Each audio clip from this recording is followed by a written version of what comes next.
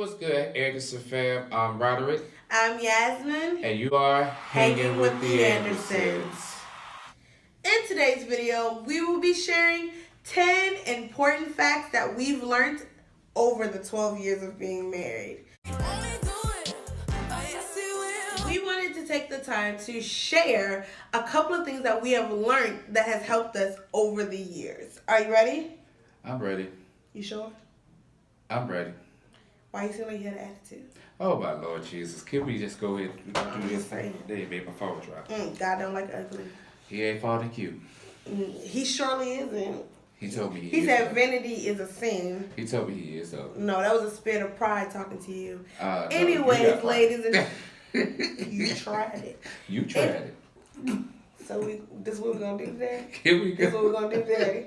Here we go. We're gonna do this today.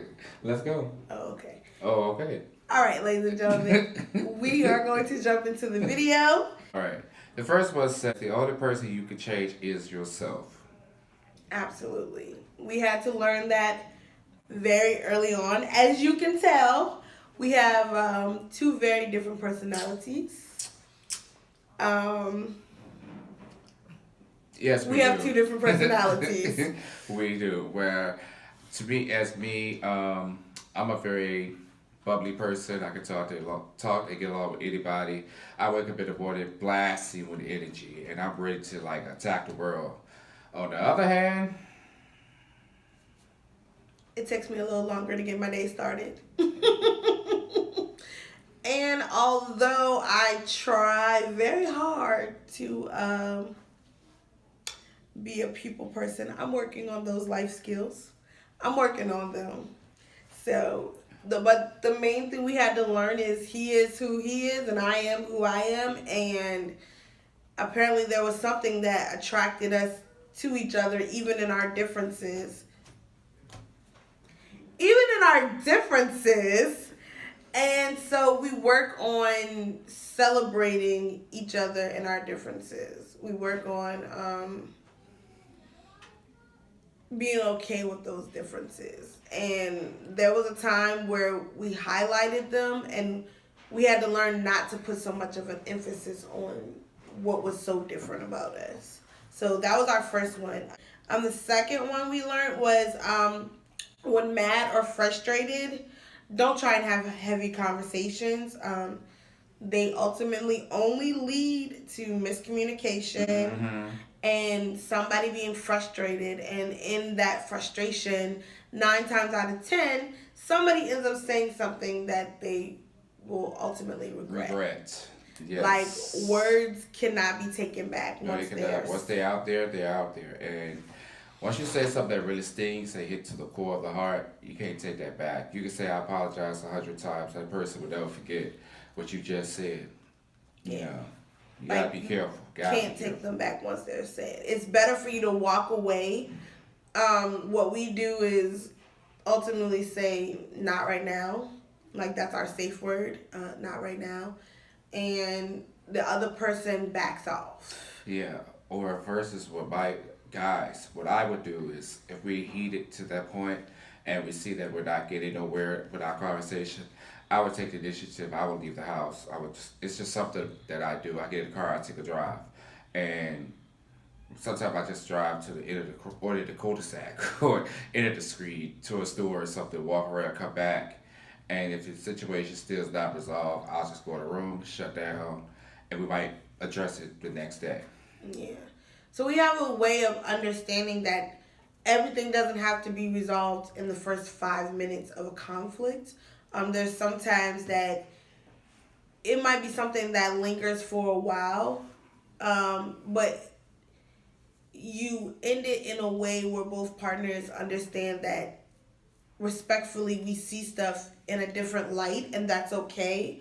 But in the same breath, you don't keep going if the conversation gets too heavy to a point where you're ready to say something that you shouldn't say. You're right.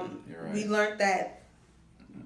We learned that kind of like the hard way a few years, because there were a few years that we just talked from a frustrated place, and we ended up saying stuff that we couldn't take back. We couldn't take those those things back, even in that moment, because we were frustrated. That might not have been wholeheartedly how we felt, and it might have been like that's how you felt at that moment, but they leave devastating effects. So you just shouldn't do it.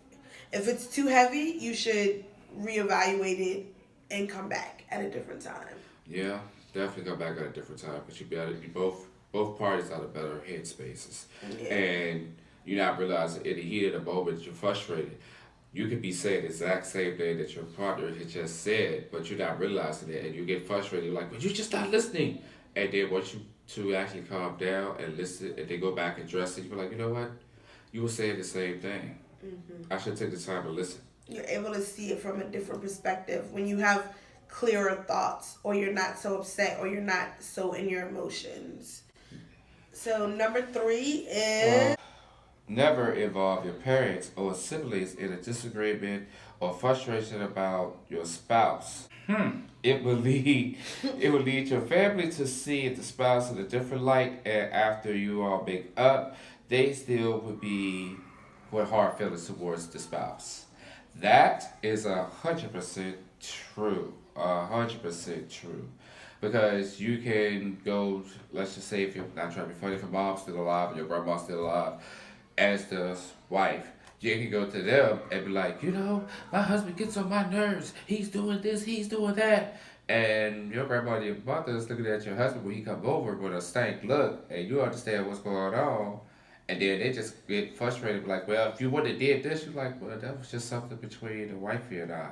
Versus as the husband goes to his father or goes to his brother or his cousin that does the same thing, and y'all make up within the next 5 minutes, and everybody's still looking at them like, yeah. I want to rip his head off. It's hard. It's a hard transition because those are the people you relied on pre-being married. So you did go to them with information, and you did go to them whenever you had a concern about something. But ultimately, you have to do like the Bible says, leave and cleave.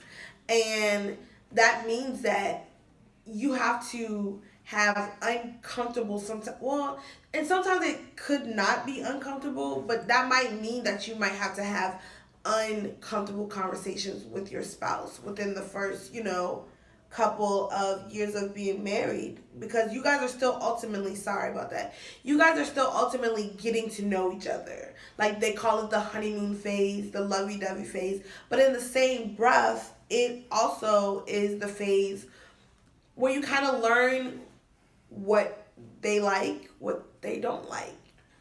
And especially for those who get married and they don't live together pre being married. Yeah. Because he got his ways and you got your ways. Yeah. So it just is not a good habit. I mean, your family might feel like you're acting funny, or you're all of a sudden you got brand new. But later on, they will understand it, because all it does is build a wedge between you and your spouse. If you're going to your friend, if you're going to your friends, if you're going to your siblings, if you're going to your parents and discussing things that you really should be discussing with your spouse, ways that you feel about things that are ultimately that person's job to fix. That's it. And not everybody's going to give you sound advice. No. I'm just going to be honest. No. Some of the advice that we got when we first got married, if we would have listened to it, we wouldn't be married 12 years this coming May. Like, we wouldn't be married, because people told us some of the craziest stuff. Yeah, I had someone tell me, if it doesn't work out within the next week after being married, right after our honeymoon, they said you can divorce him and we'll remarry you. Why would you tell somebody that? They did. And I was in listening distance. The person was like, I'm so happy you guys are getting married. I'm so excited for you guys. And then they thought that Rory took them off of speakerphone and went into, well, if it doesn't work out, you ultimately can just get a divorce, and I'll just remarry you to whomever next. And my grandmother was sitting on the couch, And my grandmother's a good old nice Southern save lady, and she quickly said, "The devil is a lie. You're not gonna doom them before they get married." And the person realized they were on speakerphone at that time. But stuff like that is what we were just talking about. You should tell people advice like that. For those that are getting married or think about getting married or just about to come to be an engagement, I say go for it. It's the best thing for you. Trust me, in my opinion, because it was the best thing for me. Yeah, but also seek premarital counseling. Definitely seek premarital That's what counseling. we did. We got premarital counseling, and at the time, I didn't understand it. But a lot of the stepping stones that we got to start building a solid foundation came from us getting premarital counseling. So, number 5, babe. Number 5 said take time to get to know each other. Yeah. We touched on that. So Like, you've got to take the time to really dig in and get to know each other. Find out what makes that person tick. Find out, I mean, these are things that you should pretty much hairline know, but you don't really know somebody until you are fully committed in it. That's true. So it's very important during this time to shut everybody else out. Like, don't, like, take offense to people feeling like all they want to do is be around each other. People still say that me and Roderick are Velcro. I don't have a problem with it. He don't got a problem with it. We like being Velcro to each other. No, I'm just joking. But we aren't Velcro to each other. It's just that we do a lot of things together at times because we enjoy each other's company. And No, because I said hang out with my guy friends. You hang out with your girlfriends. So no. so you don't enjoy me? I didn't say that. You said no after I said we enjoy each other's company. Oh my God, here you go with that. I'm just saying, I'm making a statement on another part of that conversation that you had said previously. Okay, but clarify. Yes, I do enjoy spending time with you. I had to let you know. Okay. See, this is what we do, ladies and gentlemen. This is real. This is real. We ain't being phony. Gotta have clear communication. Sorry, ladies and gentlemen. My allergies are acting up today, so. Yeah, allergies.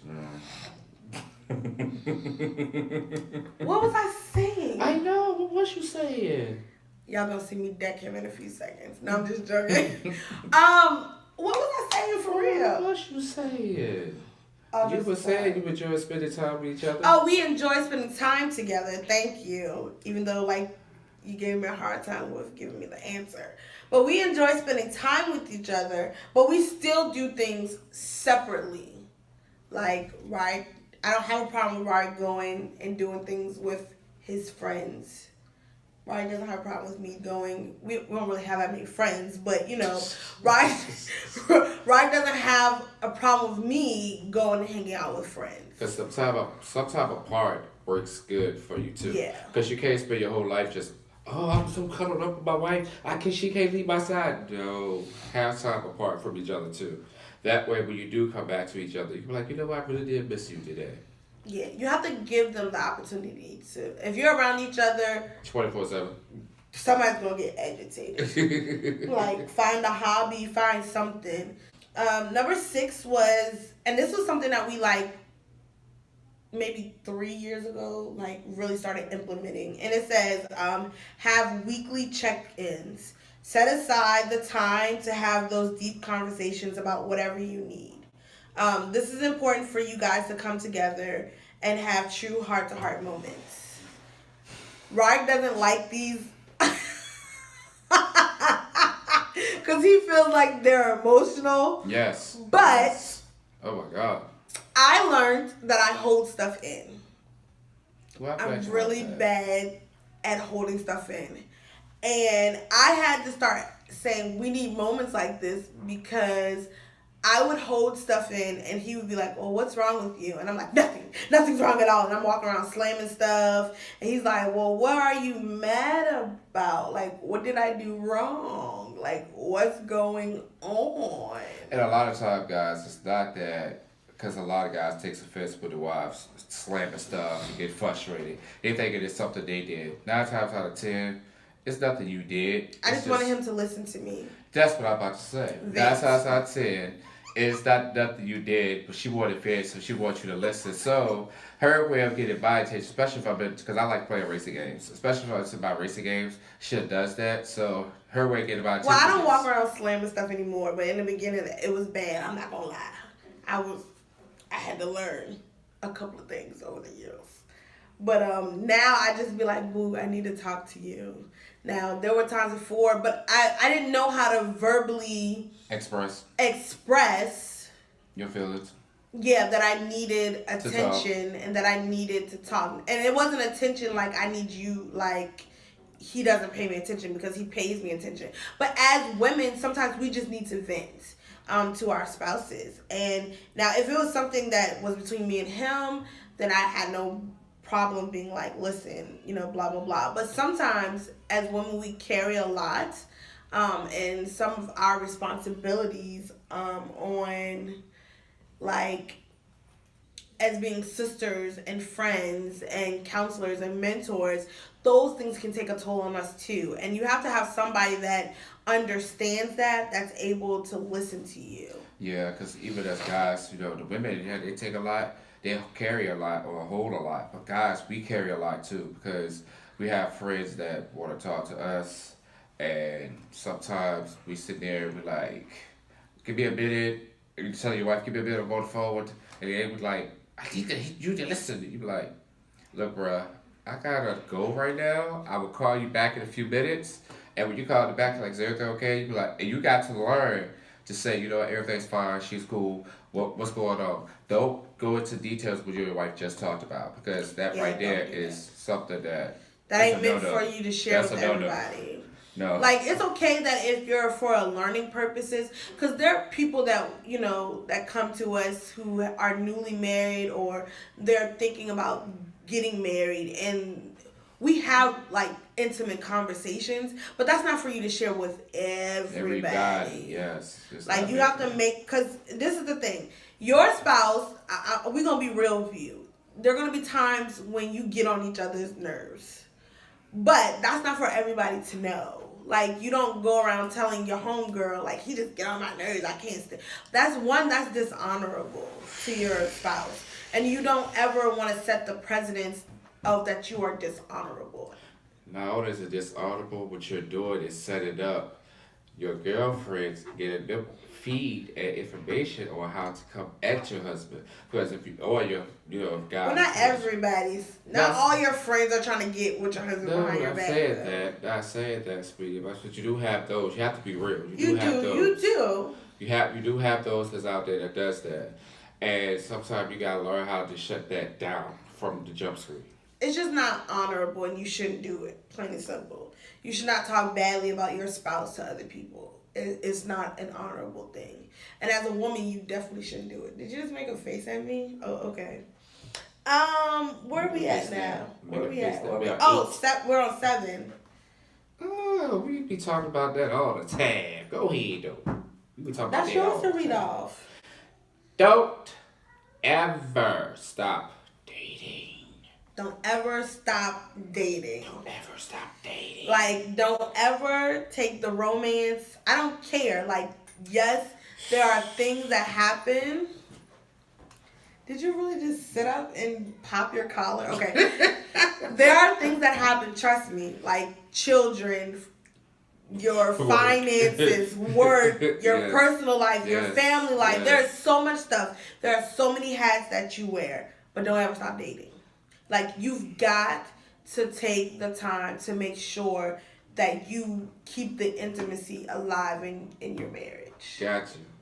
You've got to. And it doesn't have to cost. It doesn't have to cost money. It could just be you guys getting together, take a walk in the park. Go if she like the zoo, you like the zoo. Go to the zoo. If she like bike riding, you like bike riding. Bike ride. Or you can Netflix and chill. I mean, I'm just.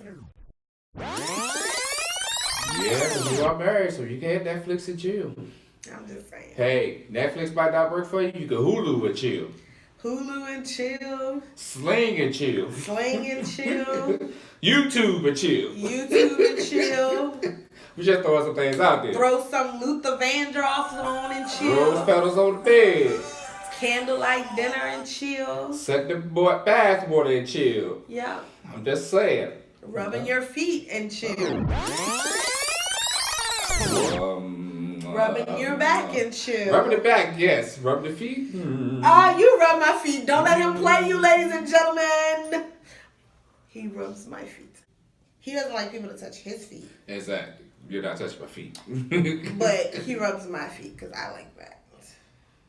Anywho. I like that. But we're just throwing some hits out there, guys. Some But- things that doesn't cost a lot. Like, we've gone on dates to McDonald's. Yep. We've gone over to dates to Hardee's. Yeah. Hey, we went to dates to Dollar Store. To the Dollar Store on a date. Come on now. Come on We now. walked around Walmart. We Walked walked around around the the mall. mall Yeah. with no money in our pocket. Mm-hmm. And we just enjoyed each other's company. We talked a lot about what the future would look like.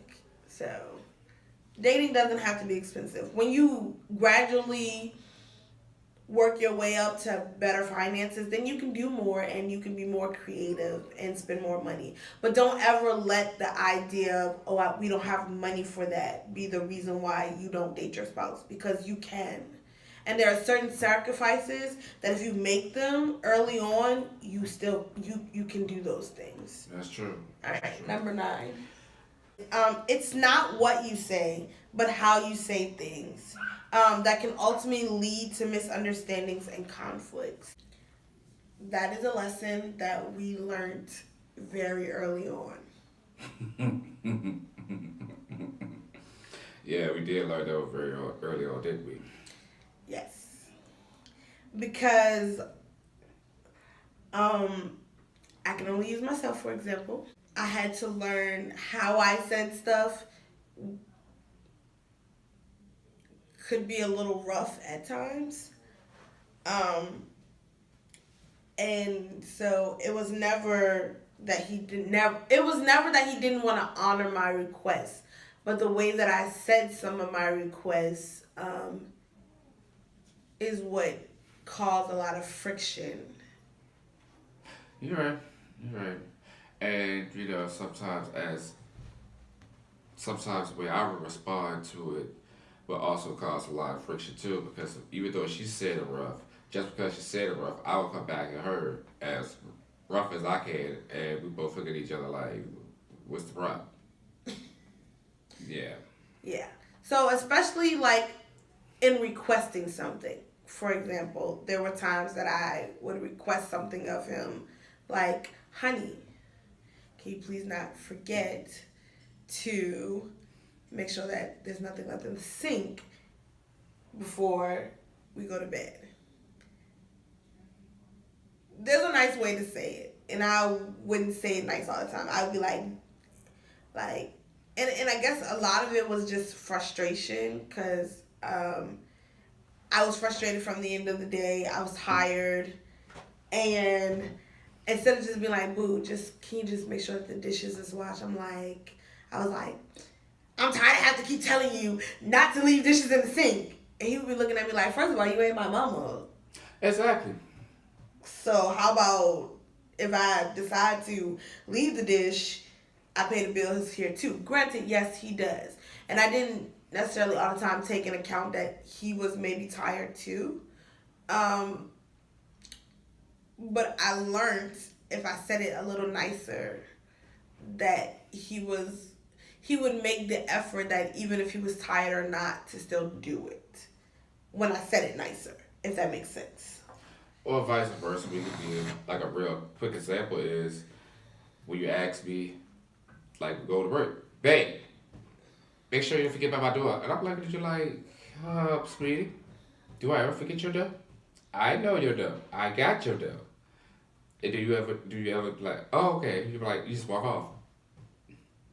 I'd be like, okay. No. I do say okay. Yesterday you didn't do that. Yesterday you walked off. So you felt some way about yesterday? Yes.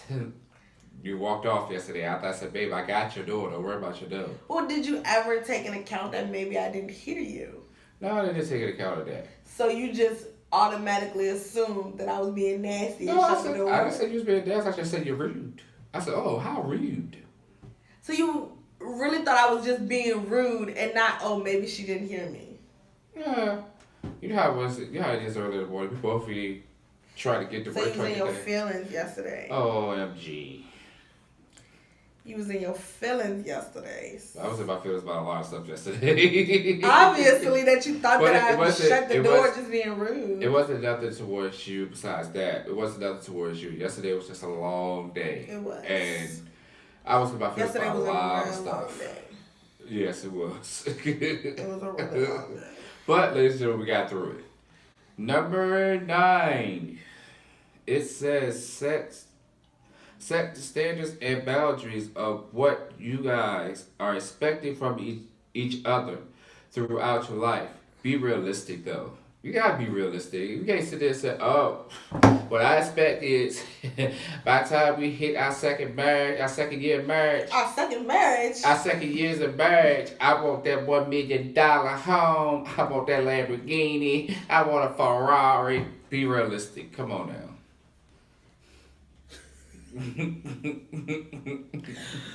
Well, yes.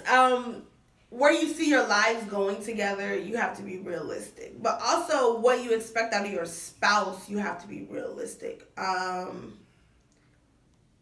That's why it's very important that if there are issues that you have personally, that you kind of get some resolve with them before you get married. Now, we'll be honest. Some issues we didn't get resolved in before we got married. We still And it working on showed up You're still in working our on it. marriage. Yes, it did. Yes, it did. Like, the trusting issue I had showed up in our marriage of me having trust issues. It showed up. Like, I'm not going to sugarcoat it for you. And And it drove me bananas, guys. But most it drove me importantly- bananas. really. It did. But most importantly, it was he had to come to the understanding of this was something that was before him and have a little patience to understand that it was something that I had to work through. And for me, not to cut you off, sorry about that. For me, mine was the key word she said, patience. Because when we got married, my patience was, I didn't have patience. the Lord at all. is yet still a deliverer. I didn't have patience at all. Like my patience span was yay low. Like if I say, hey, we need to be ready at 10 because we're leaving we need to be ready and on the road by 10. I expected to be ready and on the road by 10. Not 10:05, not 10:01. It was always 10 o'clock. I was driven 10 o'clock. And I had to learn that with females, guys, it never works. I'm going to be honest with you. It never works. So I have come to the terms that I would tell her, baby, go ahead and get ready. Because we need to be somewhere by 12. And here it is, 8 o'clock. So I need you to go ahead and get ready. So even though 12 o'clock hit and she's not ready, I don't get upset anymore. I just said, it is what it is.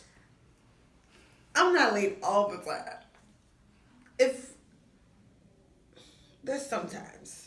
There is sometimes that I'm late, but I'm working on that. But for the most part, if I know we have to be somewhere at a certain time, I make the effort. I don't make the effort. I'm kidding myself. No, your face looks like when you make the effort. I be on time most of the time. Yeah. I've gotten better. I say you get better. You get better. You get better. I'm not that bad. You get better. But guys, you're going to have to learn that even with guys, let's be real, sometimes we're not even on time all day. So, yeah.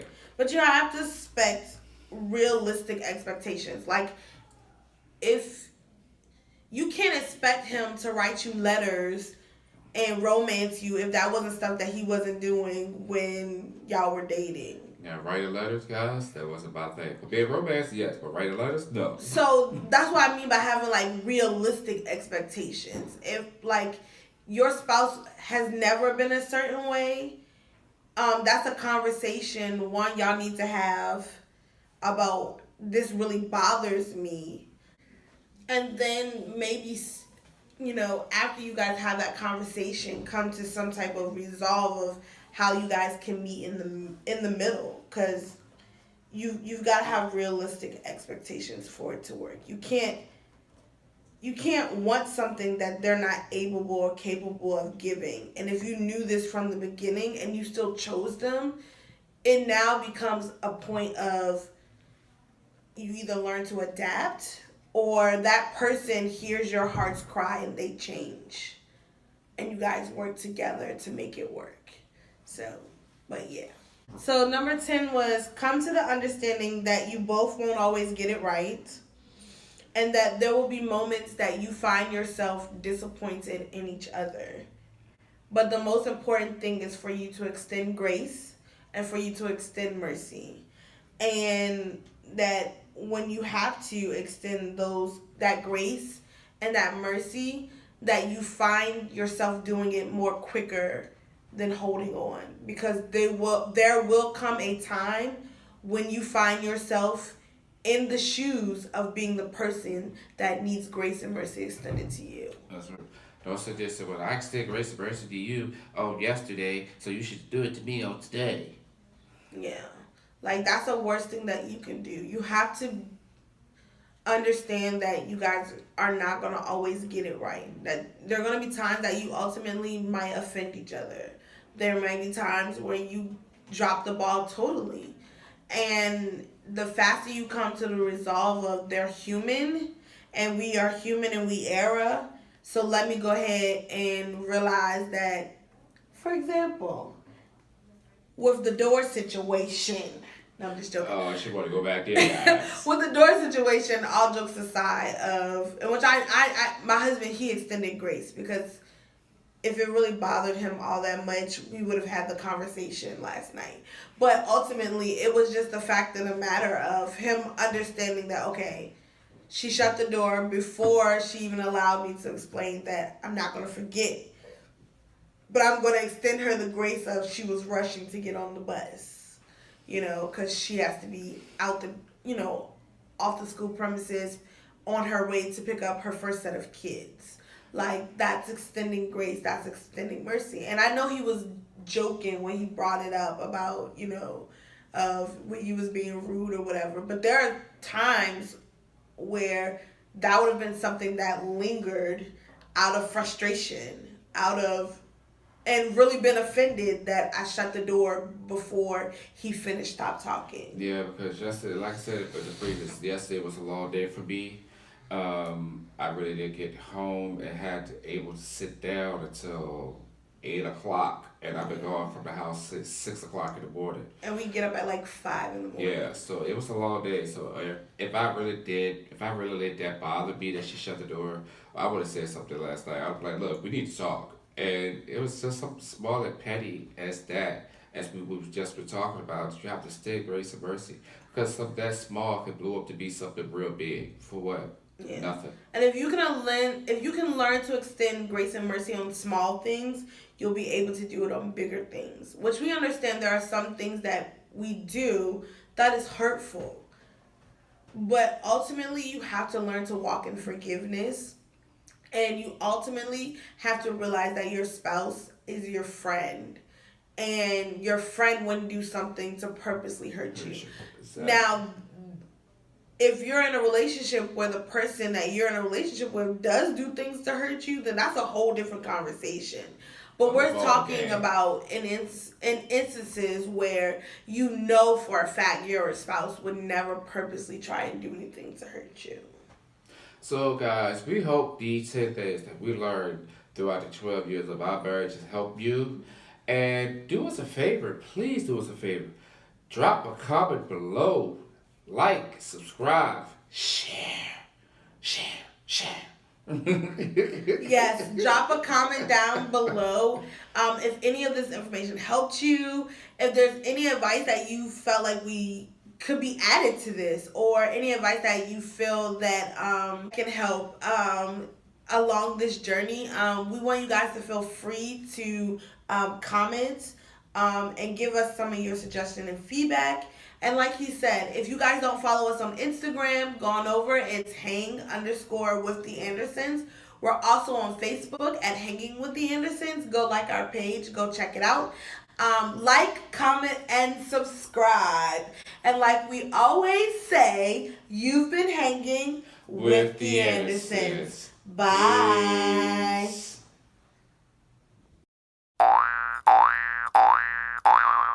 What's good, guys? How you doing? Welcome to Hanging with the Anderson. How are you? You didn't do the I'm Roderick Anderson. Hey, what do it that 12 way? years of being married. We took the time to just kind of write them down. So we'll go through the list with you today. I'll read off a fact and Roderick will read off a fact. And then we'll just kind of explain how it all, How it all works. yeah. No, that's not the word I wanted to use. That can be a blooper. What? Go. Okay. What? Go. Anyways, ladies and gentlemen, we wanted to share just a couple of things that we've learned over the years of. See? No. Oh Lord. See? No.